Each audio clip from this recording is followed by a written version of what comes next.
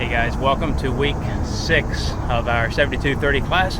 This week we want to talk about designing instruction and using pre-post test, evaluating your achievements, and that's the short course. That's the article that we're looking at this week. Some pretty good stuff in there where they actually experience that. So today I'm standing kind of with Cotman Hall in the background. Again, if you were undergrad, you probably took classes here. There's a great place, some benches to sit outside, and a nice shady area.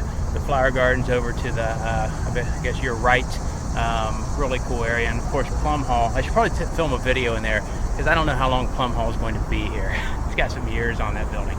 Okay, so instructional design. Let's jump in. What are we talking about, and how do we get results with an instructional design plan? This is the key to the first half of this course. That's where we're looking for those results in the process. So let's talk about our learning objectives, which are key. Selecting and organizing the content. So this is what we're going to actually deliver. The techniques, how will we go about delivering that? And then how do we assess what we've done? That instructional assessment, not the program evaluation, but the instructional assessment. That's nuanced, but we'll talk about it, we'll dive in. So, learning objectives. Of course, we talked about this. Remember, don't confuse these with your program objectives. These are about the learner. So think about the performance objectives, the outcomes that you want participants to learn when they show up. Distinctions: the learning objectives focus on those individual participants in the sessions. Program or the larger idea of what you're working on.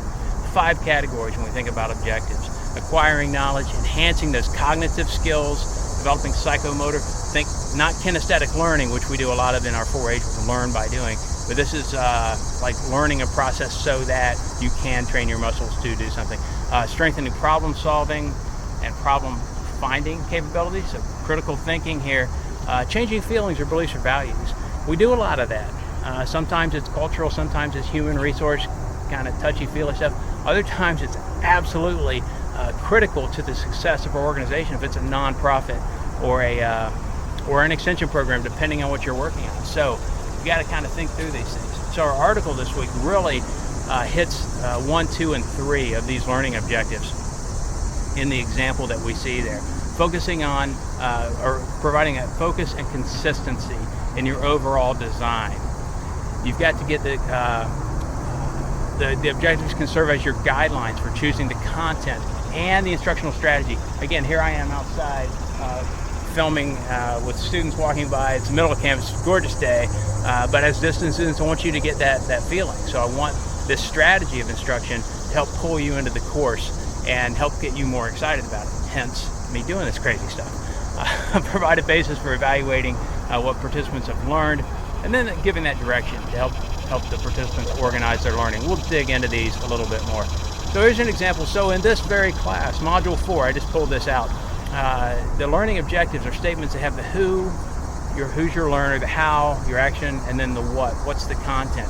And so in Module 4, the learning objectives, who? The students will be able to. What? And how are they going to do that? Boom, boom, boom. So this was what, 2 weeks ago, 3 weeks ago. So just again, an example of seeing the idea translated into action or actual content from a real program. So how do you select and organize the content? Well, just like anything, think about the most important, the highest priority items, and then moving down in that. What's essential that the learners really need to know to achieve the learning objective? What's that crux, the core piece of what you're trying to convey?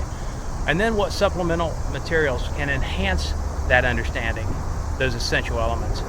Then we start to dial back a little bit. What might be interesting or relevant, if there's time, and then what material, although useful, doesn't necessarily pertain. Maybe it's related in some way. Leave out the stuff that's not germane. Maybe it's illustrative, that's fine. But don't drift. Again, I talked about that last week in the mission drift idea. We've got to keep focus on what we're trying, particularly if it's a program that's either a mandated program or a tougher audience who maybe doesn't have that learning mindset all the time. So how do you select and organize content continued? Sequencing the material helps. You may start with general and then move to really specific, or you may get really specific and then generalize out. Again, depends on what what you're teaching, you probably think of examples of that. Concrete to abstract, or you start with the abstract and then move it into, I talk a lot about the theory, the theoretical, and then the reality, where those two things intersect. And that's where I try to live, is at that intersection, because that's where you can make impact, particularly in our work in extension or as educators, whatever organization you may be working with right now.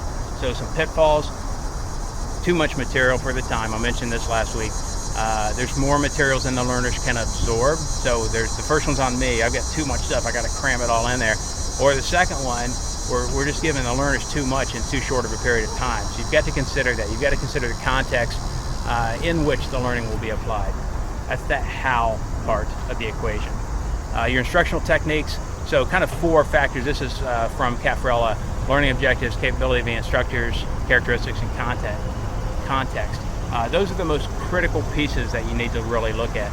There are also the social media, the transfer of learning, the techniques or characteristics, variety, logistical constraints, time, all this stuff, moving around, whatever. I mean, there's a lot to it. Getting cameras set up, setting up your room. I'm heading across the street to set up a room for a meeting this afternoon, where I've got some instructional techniques that I'll deploy for facilitating learning, moving people around, having some apples, healthy food.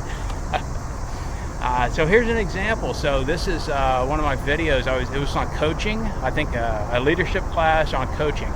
And so I stuck on a jersey and an Ohio State hat, went in Ohio Stadium, which is the quintessential place, iconic for coaching, and shot a video in there and talked about it. So I wanted to, again, bring the learners into a context and put them in place so that transfer of learning could occur, and it would kind of excite them a little bit or get them in that mode. So just a technique that I use. It took time. I had to do the planning. I had to, again, my capability, technology, and setting all that up. So there's a lot to this. Sometimes you don't think about it explicitly, but if you're planning new programs, it's important to do that. So objectives. So matching your instructional techniques with the learning objective. So, for example, lecturing when the learning objective is skill development probably won't be successful. So a question: do you want your nurse to have a lecture on how to draw blood? Or do you want her or him in a real application where they're seeing it, they're learning it firsthand, they're practicing it, maybe on a dummy, I don't know. So, you see what I'm saying. Capability of instructors. So this varies with instructors. Do the instructors have the knowledge, skill, confidence, or comfort level to use a technique, a teaching method? Are they familiar with the needs of adult learners? So the andragogy versus pedagogy. Do they know the difference? Have they really thought through that or studied that better so that they can have that experiential lesson that makes sense? Think about your professors. Some can just excel in large size lectures. Cotman's got the big room here on the left, and probably 150 seats. I don't know how many are in there. It's been a long time since I was there. Others, and they hold your attention. They have the examples. They're just dynamic professors. Others really excel in the small classroom and the more intimate setting of a seminar with 12 graduate students or 8 graduate students having a 3-hour discussion, and the time evaporates just like that. So that really varies. So you need to think about yourself and do some analysis and reflection. What's your style? What's your approach? That's a critical piece as you're working on this.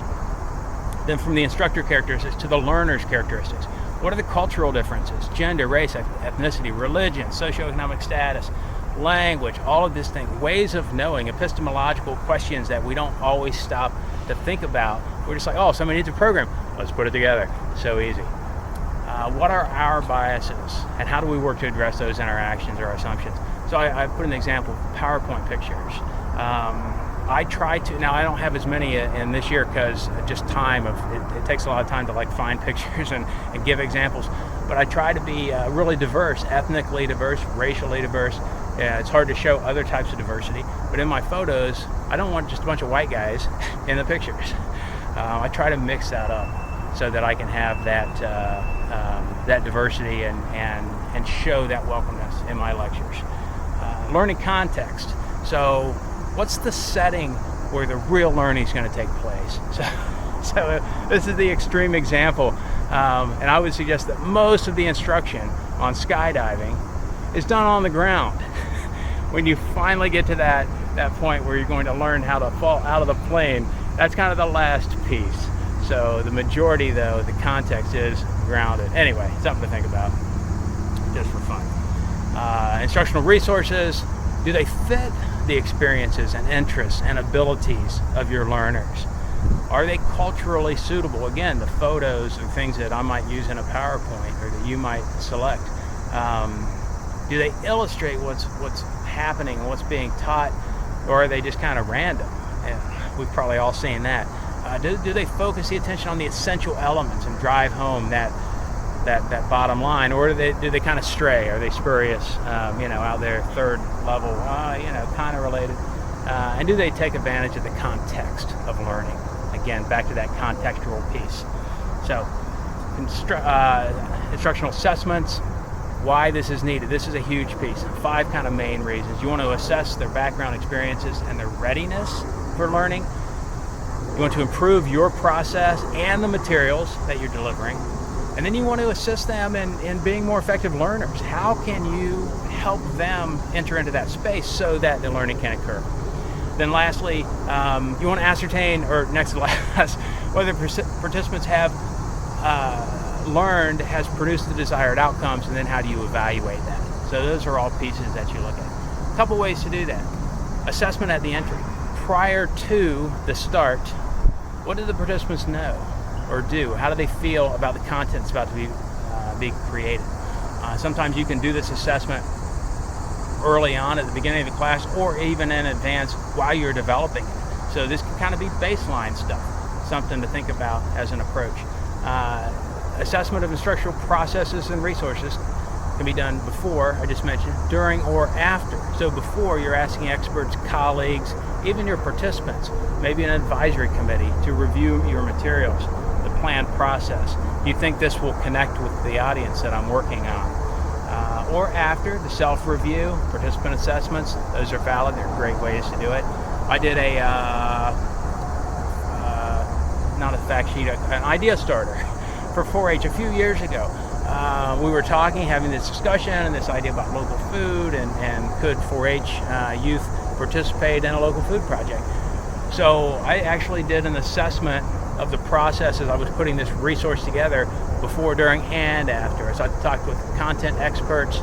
I was doing some research on this myself. As I put it together, I floated out a draft of the idea, and then afterward I talked to participants who had actually taken the project to ask them, what did you enjoy? What activities might I need to change up to make it a better, more engaging segment? Assessing learning outcomes, again, the key to doing this successfully is ensuring that the measurements and assess the intended outcomes. We'll talk more about this as we get into Chapter 10. Assessment to assist learning, assignments that allow instructors and learners to assess the progress. They got to be specific, clear, constructive, timely. For example, in this class, I'm using reflection paper. So every month, I want you to write. This is an informal part of the assessment, but it's critical because I get to really see kind of where your brain is, and that's part of what I want to assess, so I can adjust if I need to mid-course correction.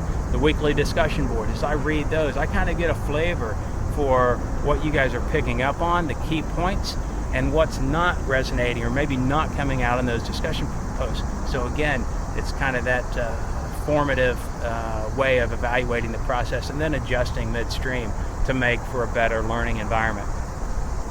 Assessment to provide data to the overall program evaluation. So you think about this, the program evaluation focuses on that larger organizational question, the big societal context, those things, that macro level, versus evaluating learning that focuses on what and how the learners learn, how educators help or maybe hinder the process. So you bring it down to a more micro level. And it's very typical, like at a conference, you might do a post-conference questionnaire or a summative evaluation at the end of your program. So just some different ways to think about doing some of these things. Instructional plans, you can see these. These are just typical elements that are often included. you're going to find these, you're going to use these. And the supplemental reading this week, real quickly, we'll wrap. This was that project where they put together the workshop.